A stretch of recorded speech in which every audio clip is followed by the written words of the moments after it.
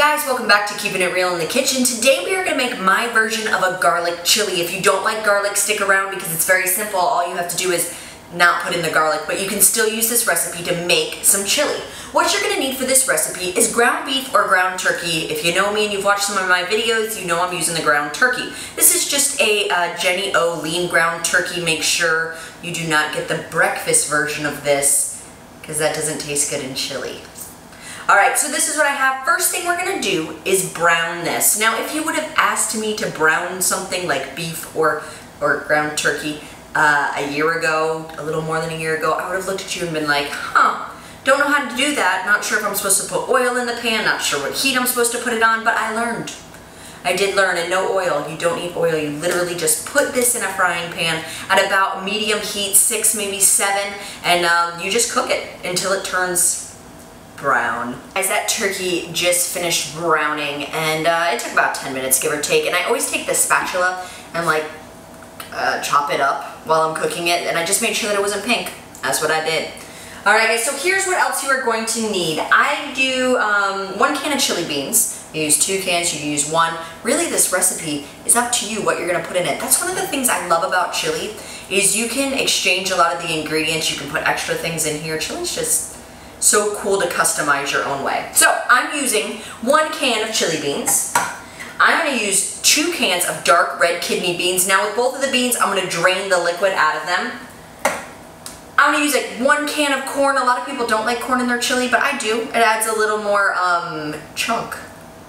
And I'm going to drain this corn as well. I'm going to use 2 cans of chili ready tomatoes. It's so nice because they're ready and they're chili ready, and they have little tiny green peppers in it. I'm not a huge fan of green peppers, but these are so little, I don't even notice it. So I'm using 2 cans of this, not draining it. I'm going to use chili seasoning because that's easy. You can have chili powder, you can use that if you want. And I'm also going to use a dash of this. This is a Creole seasoning, and I use this because my husband loves it. And that way if he asks me, hey, did you use that really good seasoning? I'm going to be like, yeah. And I'm going to use just a little, but it adds a kick of flavor. Then, of course, because this is garlic chili, I'm using 2 cloves of garlic. And I'm also going to use 1 onion, and we're going to dice this up. I used to think that I had superpowers when cutting onions because I would never cry. And then one day I cut an onion with my glasses on, and I cried, and it hurt. And then I realized that my contacts had magical powers, not me. We're going to throw everything inside this crock pot. First things first.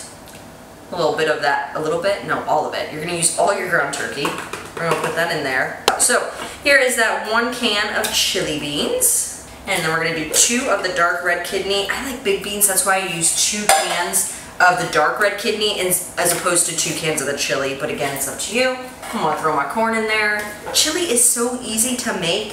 One of the awesome things about it, now I'm going to put in my 2 cans of my chili ready tomatoes. One of the awesome things about it is you can make this even before you go to work. The hardest part is browning that beef, and I am going to let this cook all day on low. And how many servings does this make? It makes a lot. That's the exact number. There's 3 of us in our family, and this will feed us dinner tonight, all of us. This will feed us lunch tomorrow, all of us, and I'll still have some left over. We're mixing that all up. My dog's excited about me mixing it. Now I'm going to add in my chili seasoning, the whole package. The whole package, yeah, the whole package. I'm going to add some of that Creole seasoning.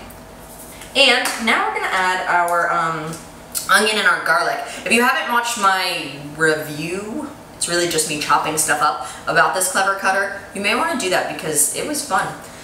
Yummy, yummy, yummy. Crunch, crunch, crunch. Chop. Oh, that was my... I'm good. It's still here. A smallish to medium size white onion that I'm going to throw in here. Not the whole thing. Not just... No, I'm going to cut it. Sprinkle, sprinkle, sprinkle. Onion. Mix it up.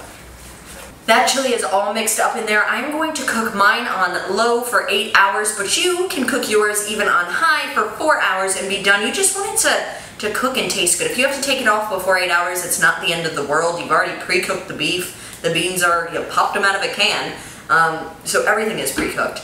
But the longer you let it sit, the more those flavors infuse together, and it will taste better and better. That chili is all cooked up. I personally like to eat it with either Fritos or tortilla chips. I don't know why I can't remember the name of that. that's just how I like it. I think it tastes best like that. I also like to sprinkle shredded cheese on it and a little bit of sour cream. I think all those flavors work together really well. That is a big chunk of garlic. So let's give it a shot.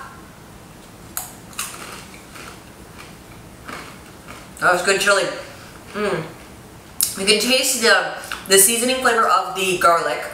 You can taste, you can even put a little more garlic. I love turkey.